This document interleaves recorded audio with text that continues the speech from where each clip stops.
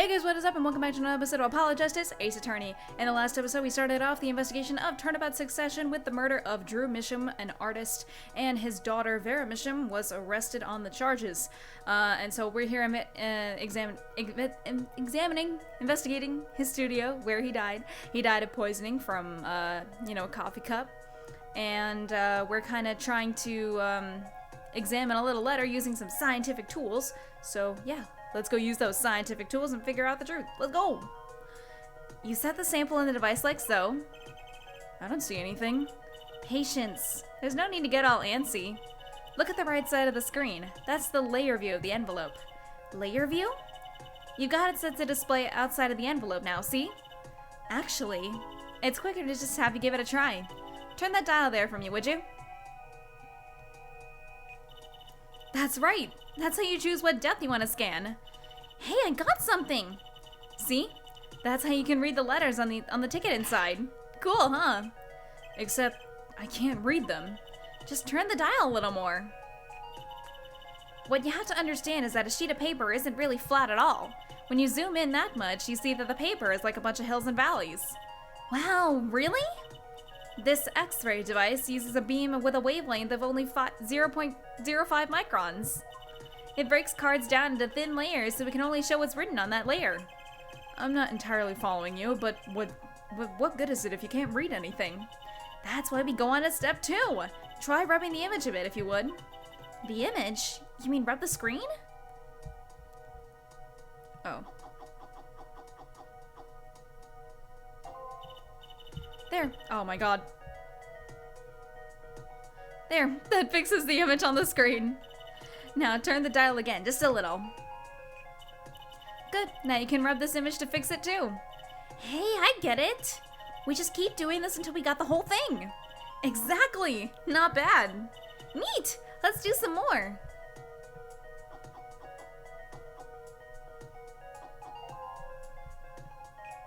Oh, wrong way.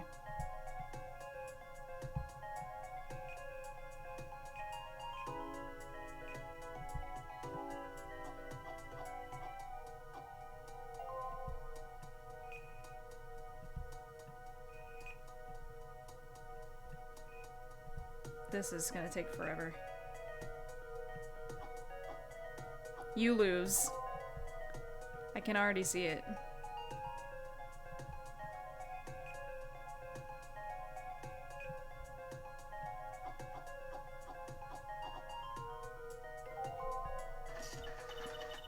Okay, let's print this one out. You lose, Emma. Ouch, you lose. At least you know where you stand, eh? Anyway, now you see the true hidden power of my weapon. Neat, huh? Now let's try it out on the real thing, shall we? God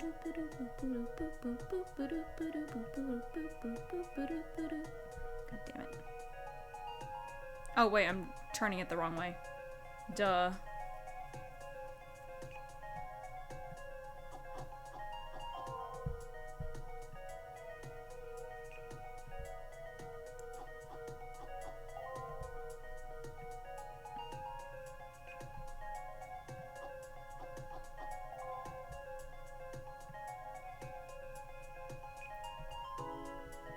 It's in such fancy cursive. Mr. Drew Misham. I've deposited the 100,000. Oh my god. Okay, let's print this one out. I deposited the 100,000 in the designated account. Please send a receipt once you've confirmed the transfer. Someone deposited $100,000 into Misham's account? His paintings must be really valuable. There's another page in here. Care to take a look? You bet I do! If you're gonna read someone's mail, you might as well read it all. Here goes with the second page then. Here we go.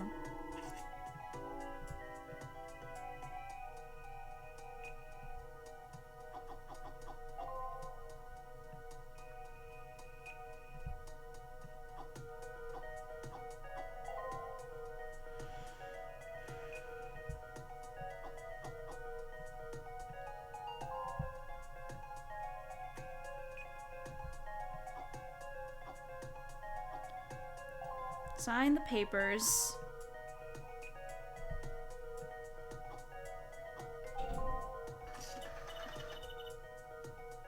Okay, let's print this one out. Sign the papers and send in the seafood envelope with the enclosed stamp within days. I need not remind you to speak of this to no one. Enclosed envelope. Okay. So it was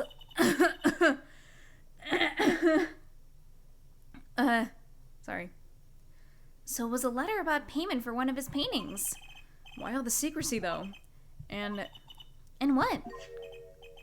Why was this letter the only one in here? It's 7 years old, right? Maybe it had some special significance to him. Well, Emma? Well, indeed. She knows something she's not telling us. Looks like she's keeping mum about it.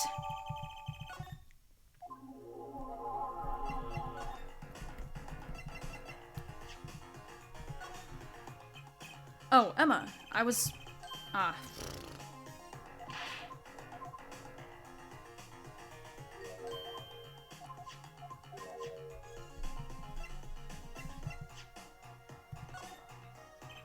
Emma, about this painting. Oh, that? Quite good, isn't it? That's not what I wanted to ask you about. You want to examine it, is that it? I'd be happy to let you, if you had a good reason. But without that, sorry. I guess she wants us to do a little footwork on our own first. I do know why we need to examine it. Breathe.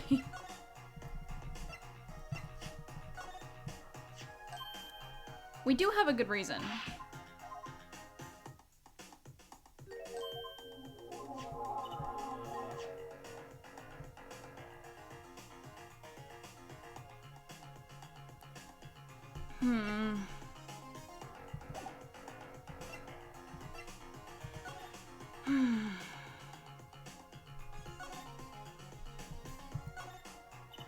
What is all this equipment here for? It doesn't look very artistic, really. He had everything from a lathe to a laser cutter. Looks like he was ready to work on metals and wood, too. Those equipment's a bit old, to tell the truth. Why would a painter need all this? From the dust, I'd say he hasn't used this stuff for years. This corner doesn't fit in with the rest of the studio. Oh, do you think I could borrow this? I want to cut a quarter in half to make a trick coin. This is a crime scene, Jersey. But these cost like $50 at the magic shop.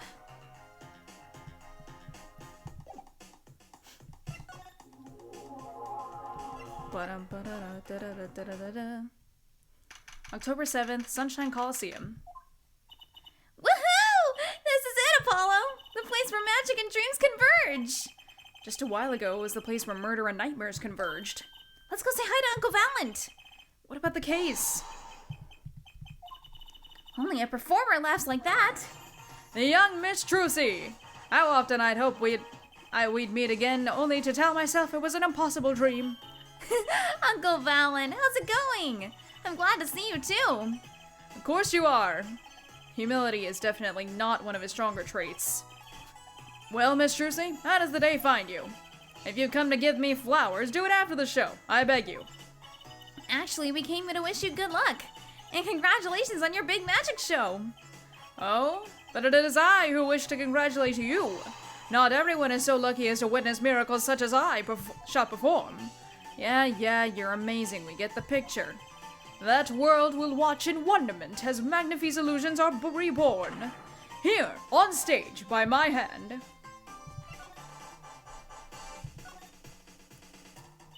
Everyone's talking about the big magic show. Is it true that the Grammary Miracle is back after a 7-year absence? Miss Trucy, I must apologize. This show and this honor should have been his. Daddy. My co-magician in training, Zach Grammary, if that terrible thing hadn't. It's okay. Your father was a great magician, Trucy. If he were alive, then I, Valent Grammary, would have been proud to stand upon this stage as his assistant. Thanks, Uncle Valent. You know, I'm happy you're doing the show. To think we get to see the great Magnifi's illusions again. She really is looking forward to this, isn't she? My mentor, the magnificent Magnifi Gramarye, was a deity among magicians. A creator god who gave birth to magic and illusions that defied our very imaginations. I was so little when I last saw one, but I still remember his shows. He did wheelies in a sports car through the air above the audience, and then sped off to outer space faster than the speed of sound. I'm guessing that memory was a bit embellished. For 7 long years, the world has been waiting for a miracle to match his. As heir to the Gramarye's troop's secrets, it falls to me to provide one. It is my God-given destiny. Yes? You, nameless face who speaks for the nameless masses. How can I help you? If the world was waiting, why did you hold off for 7 long years? It appears the lad is uninformed. Perhaps you have heard of the magic known as law, which covers our land? I have, though I'm not sure it qualifies as magic. The performance of Magnifi's miracle was impossible. A certain law prevented it for 7 years, but no more. 7 years? That phrase sure likes to pop up, doesn't it? And why was that? A little matter called performance rights, Trucy. Can you tell us about these performance rights? Magnifi's magic relied on an incredibly innovative idea, a trick, if you will. That trick was considered his property, and as such was protected by property laws. Intellectual property, maybe? Magnifi knew this and bequeathed it in his will. To one person. You mean him? Yes, Miss Trucy, it was your father. Zach Gramarye was the inheritor of the Gramarye miracle. Daddy. Yet, as you well know, he is gone. He disappeared suddenly 7 years ago. I think I see where the story's going. Once a person is classified missing for a certain period of time, they're considered legally deceased, correct? In all absoluteness, those rolled-up sleeves conceal your competence well, young man. That certain period of time of which you speak is 7 years. Yes, Miss Trucy. Though it pains me to say it, this past spring, April to be precise, was the time. Your father was legally declared deceased. In the absence of a normal will, of a formal will, the secrets of our mighty mentor Magnifi passed to me.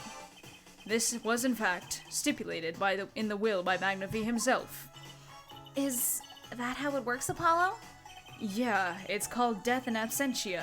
He's declared missing, permanently. Daddy.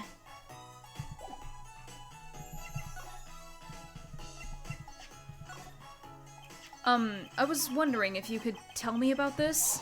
Aha! Why, that bears a Gramarye seal! Uncle Valent, is something wrong? Trucy, where did you get this? Huh? Daddy gave it to me. Your daddy? My partner is that No, my other daddy, Phoenix Wright. Why now? Why would your Lord Daddy? Lord Daddy? That's kind of stretching the whole archaic thing a bit. The signature upon the back, do you recognize it? That belongs to none other than Zach Gramarye. What? Daddy signed this? Might I be so bold as to open it? Sorry, but I can't let you do that. What's in this envelope, I wonder?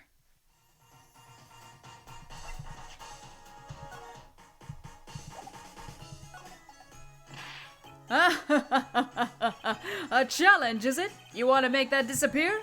Very well. Give it to me. No thanks. Are all magicians like this? Apollo, what was that look just now?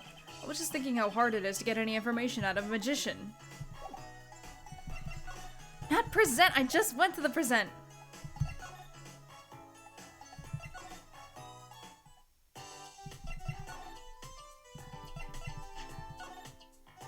Emma, I was wondering if you could take a look at this.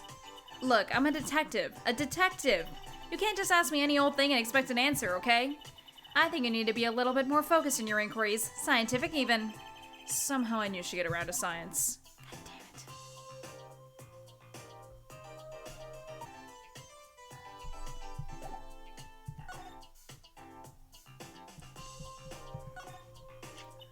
Ah, that's the victim's coffee mug. Aha! So the poison wasn't here. This is my first time seeing a real poison mug of coffee. I would hope so. Poison coffee? Not exactly, actually. What do you mean? No traces of poison were found in the coffee. What? You'll have to figure out the rest yourself. I'm officially not on your side after all.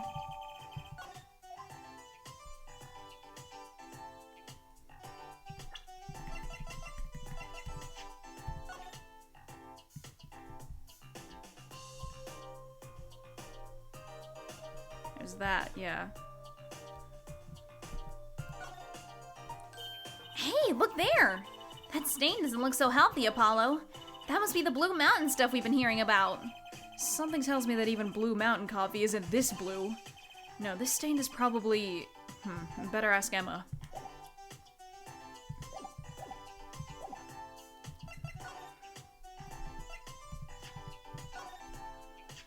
Emma, about this mug. There's a pale blue, residue on the rim. Huh? That? Yes, well, it's just a rumor. But I've heard there's a kind of coffee called Blue Mountain. I'm pretty sure it isn't actually blue, Emma. Right. Okay, you got me. That's left over from my testing spray. Forensic science! I knew your hobby was behind this somehow, Emma. It's not a hobby. So what kind of scientific stuff were you up to? This spray, that's what. It turns blue when it touches poison. So the poison that killed the victim was on this mug? That's right. See? It wasn't in the coffee. The killer applied it to the rim of the mug himself. Wow, science is amazing. It certainly is helpful. Maybe Emma'd be willing to help us out a bit more. You should try buttering her up, Apollo. They say flattery will get you everywhere. It's certainly worth talking to her a bit more. About poison analysis. I was afraid you were gonna ask about that. See, this solution is used to test for atroquinine. Atroquinine, the deadly poison found in the autopsy. Uh-oh. I know that spark in her eyes. She's getting excited. Best tread lightly. It's one of the most virulent poisons, but is absorbed into the body astonishingly slowly. It takes at least 15 minutes from the time of ingestion for adverse effects to show. Oh, and guess what? Recent research has shown... That's fine, really. We don't need to know all the gory details. I think I get it. You just spray this stuff on something you want to test, right? Precisely. You can even find the slightest trace of poison with this. I want to try too, Emma. Pretty please. You don't have to ask twice. I already used it on everything suspicious, of course. Yay! Let's give it a whirl, Apollo. Oh! Wrong one. Ugh! What are you doing?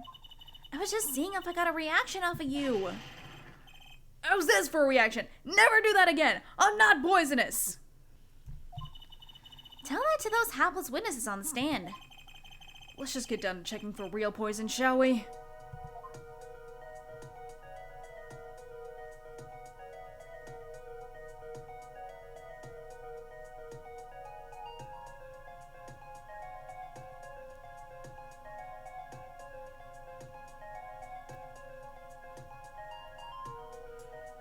What?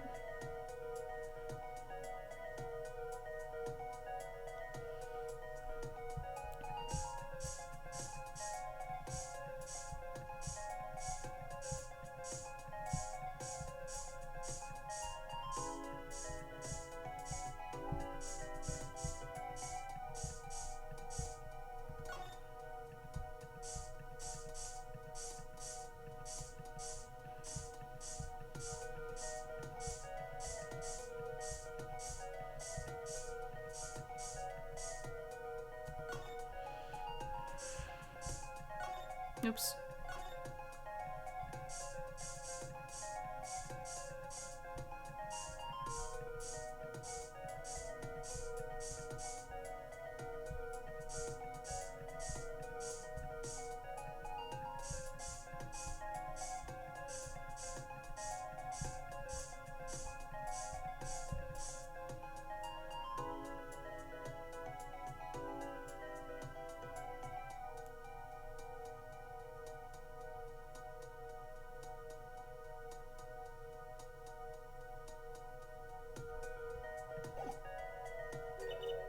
Too bad. No reaction there.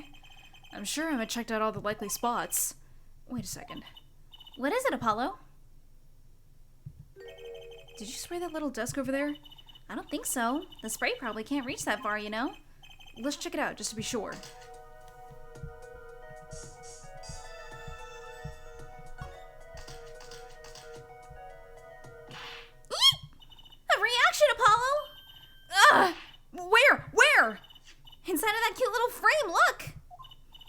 would you look at that? Nice going, Trucy. I know no work magic. Never mind that I was the one who found it.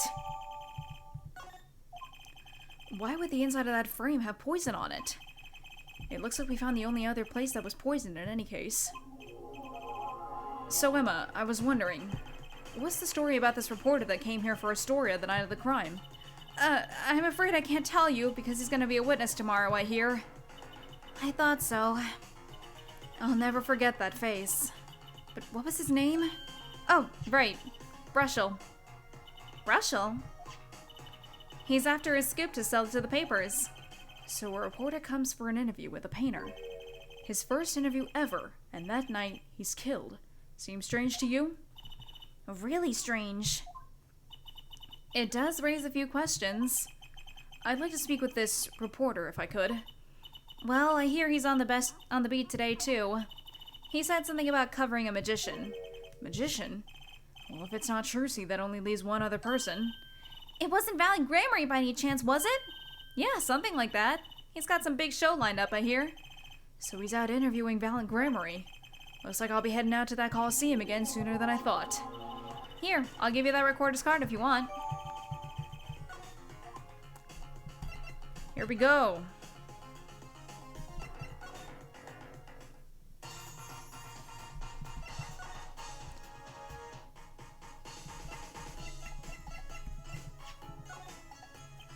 So, a journalist was here on a story? All eyes in the universe are upon my stage. All pens seek to commit its mysteries to paper. His name was Brushel. Brushel. I think he remembers him. He doesn't look too happy about it. Brushel. That cloying smell of mint when he smiles, yes. Could you tell us more about him? What did he want?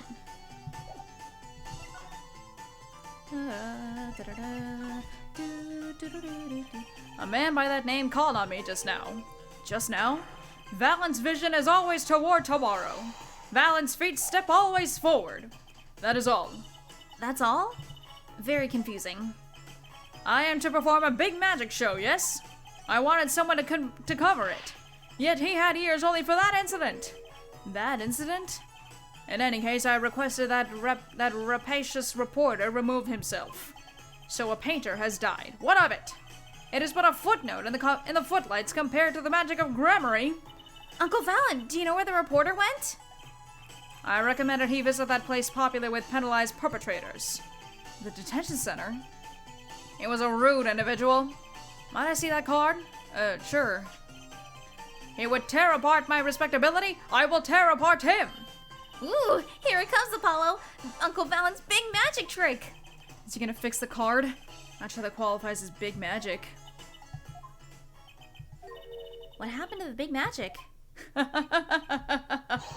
Is it not more miraculous, for it to stay ripped? He must have really not liked that journalist. Now, the time has come when I must return to make my prestidigitation preparations. By your leave, Miss Trucy. Thanks, Uncle Valent. 3 days from now, make ready for a miracle. What do you think that journalist was after? And why did Valent react like that to this envelope? I think it's time to pay the detention center another visit.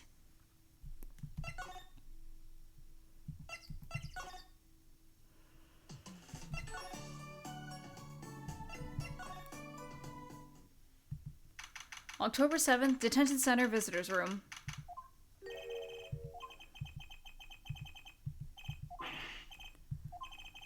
Looks like someone's already meeting here. Maybe that reporter? Oh god, I don't like you. Hey there, how you doing? Who might you be? Sorry, we didn't know someone was already here. I'm Apollo Justice, attorney at law. Talk about a nervous monkey. You? You're Justice? You? You know me? Do I know you? Of course I know you! Stares down witnesses on stand till they spill beans. That's not true. What's he writing? Are you a reporter by any chance? Whoa, you're Trucy! Huh? Am I famous? Oh yeah! Trucy Wright hates carrying a bag. puts everything she owns in her panties. End quote. That's not true. Just hold on to your britches there. I'll wrap up this interview in a jiffy. Interview? So, guard, I think I know what's going on here. Guarding rooms is my life. What else could I possibly need? End quote. No, how many times do I have to tell you this? Look, I've got work to do. You deal with him. Did you come here to interview the guard? Oh, wait, what a pickle! Accused wouldn't talk. Had to interview someone to go plumb crazy. End quote. Huh? I should have guessed. Where are my manners? Name's Brushel. Spark Brushel. I'm not picky. Journalist just closes eyes. Writes. End quote. What's that nauseatingly strong mint smell every time he grins? Until you've been interviewed by me, you don't know what thrilling is. Wild romp through crossroads of mayhem. Madness. End quote. I can see that. He's writing something again. Well, if he's a reporter, maybe he knows something. I don't want to talk to you. So, Mr. Brushel, you're a journalist? Ah, me? Look, let me say one thing for the record here. Yes? I'm the interviewer, you understand, yeah? I'm the one asking the questions here. End quote. Okay. For instance, you think a movie director watches movies? Well, I think he probably does. Exactly! I knew you understand. Huh? So the night of the murder, you were at Drew's studio? Oh, me? Look, let me state one thing for the record. Yes? I may look calm and collected, but I'm busy. Real busy. Always on the road. Journalist always buys one-way tickets, never looks back. End quote. I can understand that philosophy, but You wanna know the thing about one-way tickets? Once you use them, they're gone. All because you have to give them to the guy at the airport. true enough. But don't they give normal tickets away too? Exactly! See? It's the same thing! What is?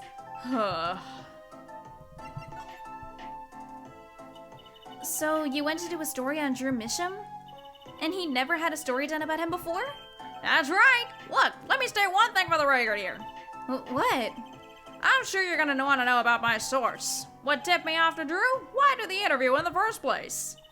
Well, yes. Look, it's like... Oh, I've got it. Say there's this burger joint with a fabulous ketchup. You think the burger guy's gonna tell me where he got it? At the supermarket, maybe. Exactly! See, that's what I'm talking about. I think I may have actually understood that one. Well, there's nothing I can really talk about. Walls have ears, eyes, especially glass walls with speakers. End quote. Right. Guess we'll leave then. Ah, but since you're here, might as well tell you a tidbit of news I saw, just for the heck of it. Sure, tell us. Just for the heck of it. I remember it like it was yesterday. I'd seen a movie on a trip and wandered into this burger place with amazing ketchup, when an article in a tabloid caught my eye. Famous oil painting stolen from art dealer's gallery, end quote, I believe it was. An oil painting? Happens every day, right? But I thought I'd seen that painting somewhere before. A painting of a giant peach floating down a river. Someone stole an oil painting? Of a giant peach? Journalists can smell scoop better than burgers. End quote. I know what that painting is. Ah, right, let me go on the record here. Yes? I know what you're gonna say. Brushel, take this, write brilliant column, end quote. I don't think so. Look, buddy, I write brilliant columns about one thing, and that's food. Try to understand.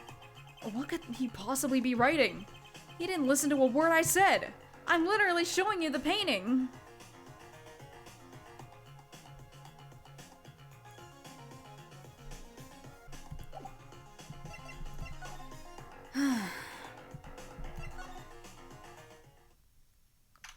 October 7th, Drew Studio. Well, how'd it go? Find anything out? Actually, there was one thing I wanted to check with you. What's with that scary face you're making? And what's with the I know something but I'm not telling you face you've got going on, Emma?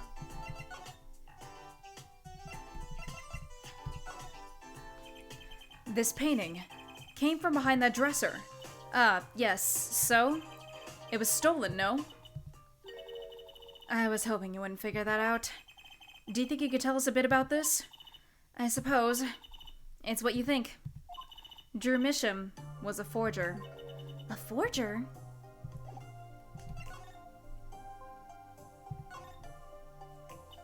So, what exactly is a forger? Well, basically, it's someone who makes forgeries. Fakes, in other words. Fakes? Copies of an original. Exact copies. So precise you can't tell them apart. Well, why not just photocopy them? The big problem with forgeries is that people try to sell them as the real article. It's a crime, of course. So, Drew Misham was... A criminal? I'm afraid so. He received money to create elaborate forgeries, to supplement his work in illustration, I guess. I see. Actually, that's why I brought this here in the first place. What do you mean? When you're trying to determine if a painting is a forgery, the rough sketch underneath can be a very valuable clue. So the rough sketch is like practice for the real thing. Like doing a magic trick in front of a mirror before you go on stage. But not in the case of a forgery. Not necessarily, anyway. You know what the finished product is going to look like after all. Oh, yeah, I guess you would. That's why I brought this. I'm going to use it to see what's under the paint of the finished pieces.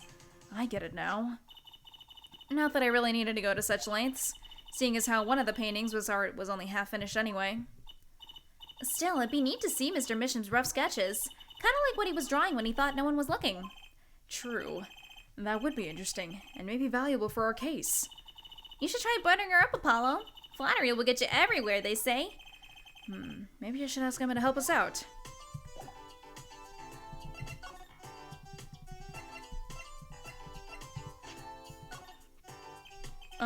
I kind of wanted to see that rough sketch under this painting, and I was wondering if your tool there might do the trick? Oh, fine. Just this time, though. Let's check it out.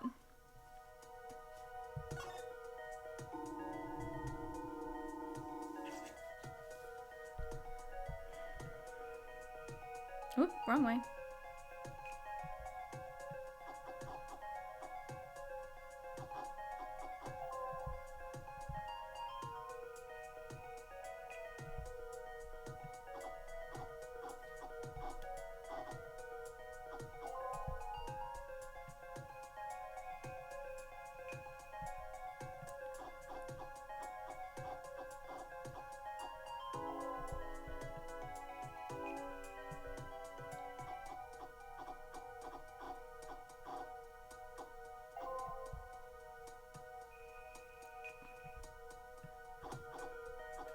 Cards?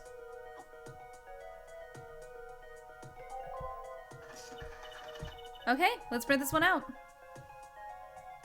What? What the heck? Wow, he really blows. The finished painting isn't anything like the rough.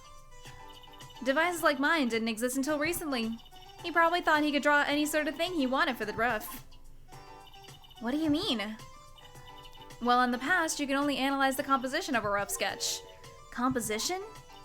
In other words, the traces of charcoal between paint and canvas, so you could tell if there had been a rough sketch. But not what it looked like. Ah, I think I follow you. So in essence, it wouldn't matter what was underneath the finished painting. Some pros would actually paint out a rough sketch entirely, then do a completely new painting on top of that. So Mr. Mission was drawing whatever he wanted before painting over them? Possibly. Is there a problem with that? Not particularly, but something about the sketch itself is kind of odd. You're awfully silent all of a sudden, Apollo. You think we could check out one of the other paintings? Well, sure. You like this detecting stuff, don't you? It is kind of fun, not gonna lie. Here we go, baby.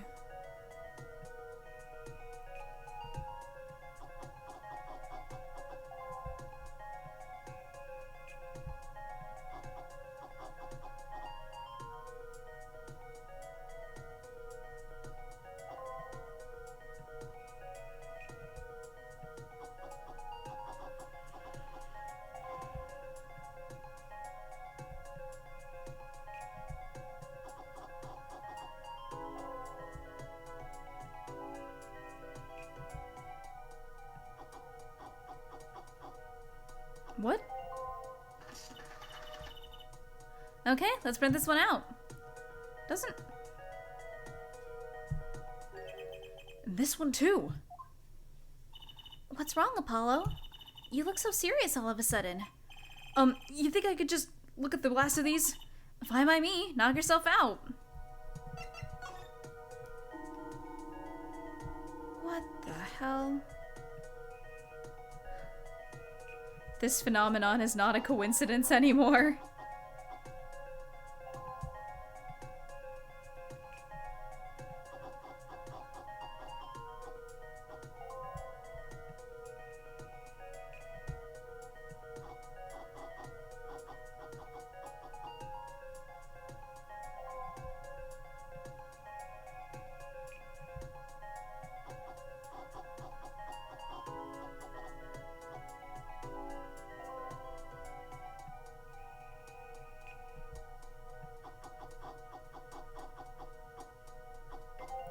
This phenomenon is not a coincidence anymore.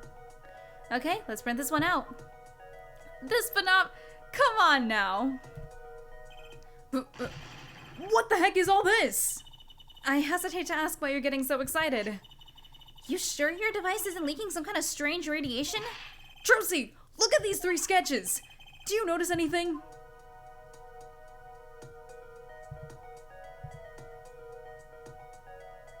This man's been watching us the whole time. He's been stalking us. Ah! There! Now you're both wet as sheets. What's going on? These sketches are the 3 cases I worked on. What? The murder in the poker room at the Borscht Bowl Club.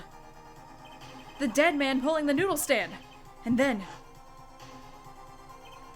the events that transpired during the Gaviners concert. What could it mean?